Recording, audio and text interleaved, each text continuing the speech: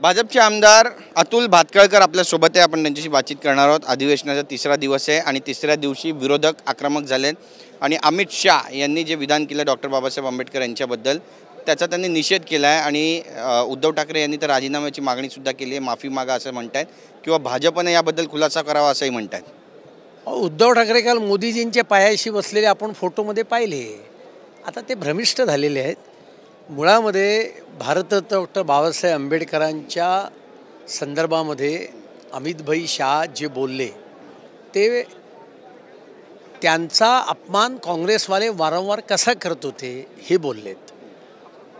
ते खोटं पसरवून आता काहीतरी त्यांचाच अपमान केला अशा पद्धतीचं खोटं पसरवत आहेत। मुळामध्ये भारतरत्न डॉक्टर बाबासाहेब आंबेडकरांना लोकसभेमध्ये एकदा नाही दोनदा निवडणुकीत काँग्रेसवाल्यांनी पाडलं।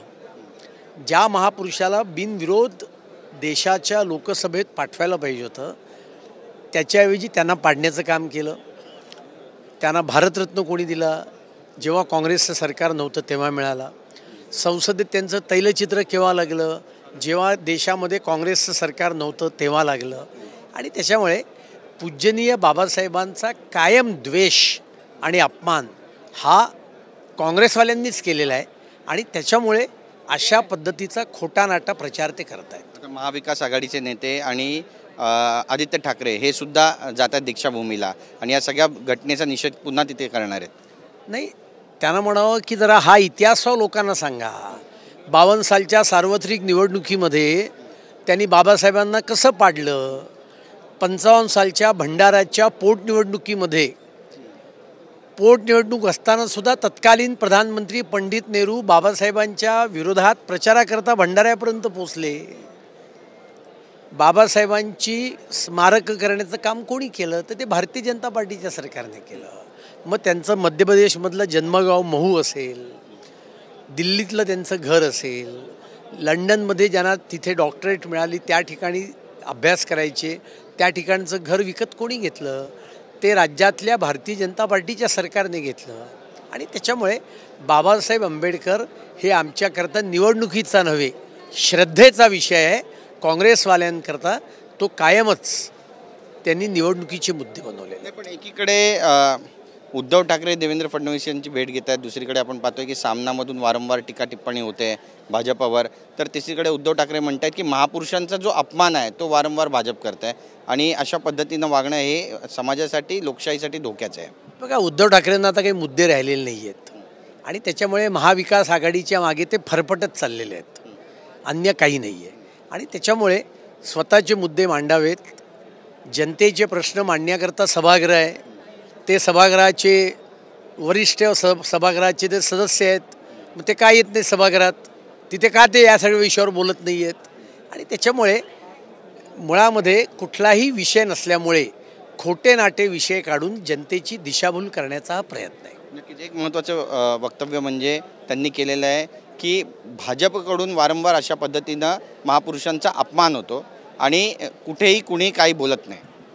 असं आहे, मी म्हटल्याप्रमाणे लोकसभेच्या आधी त्यांनी असे अनेक फेक नरेटिव्ह चालवण्याचा प्रयत्न केला।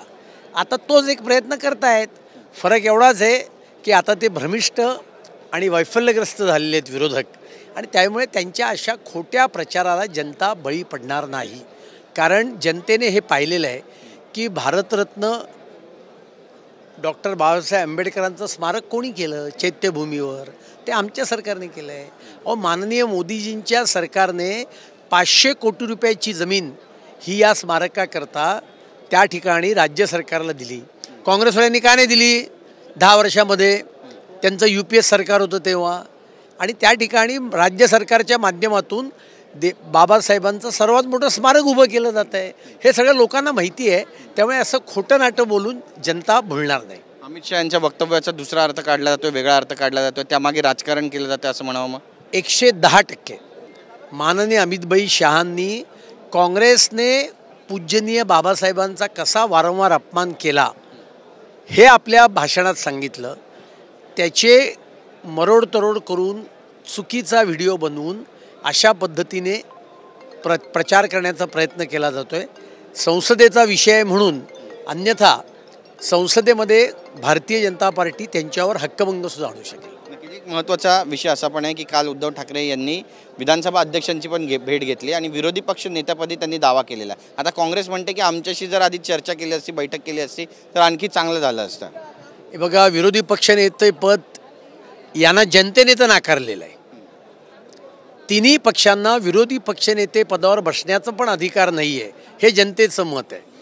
आता संसदीय परंपरा लक्षात घेऊन यांना कोणाला विरोधी पक्षनेतेपदी करायचं का नाही याचा निर्णय माननीय अध्यक्ष करतील. पण महाविकास आघाडीचे 3-13 लोकांनी वाजवलेले आहेत आणि आता ते सभागृहात सुद्धा वाचत आहेत. साहेब, अजून काही मोठ्या घडामोडी घडतील असं वाटतं, कारण संजय शिरसाट यांनी एक सूचक वक्तव्य केलं आहे. जयंत पाटील शांत आहे, सुप्रियाताई शांत आहेत, शरद पवार शांत आहेत आणि येणाऱ्या वादळाच्या पूर्वीची ही शांतता आहे. या विधानाकडे नेमकं तुम्ही कसं पाहता? नाही, आता एवढं मोठं वादळ जनतेने आणलं. जनतेने मी म्हटल्याप्रमाणे त्यांना विरोधी पक्षनेते पदावर सुद्धा ठेवण्याचं लायक समजलेलं नाही आहे आणि त्यामुळे मी एवढंच म्हणेन की देखो आगे क्या क्या होता है. नक्की, धन्यवाद आमच्याशी बातचीत केल्याबद्दल. तर अतुल भातखळकर यांनी उद्धव ठाकरे यांच्यावर टीका केली आहे. कॅमेरा पर्सन योगेश गुरवचा गिरीश गायकवाड, TV9 मराठी, नागपूर.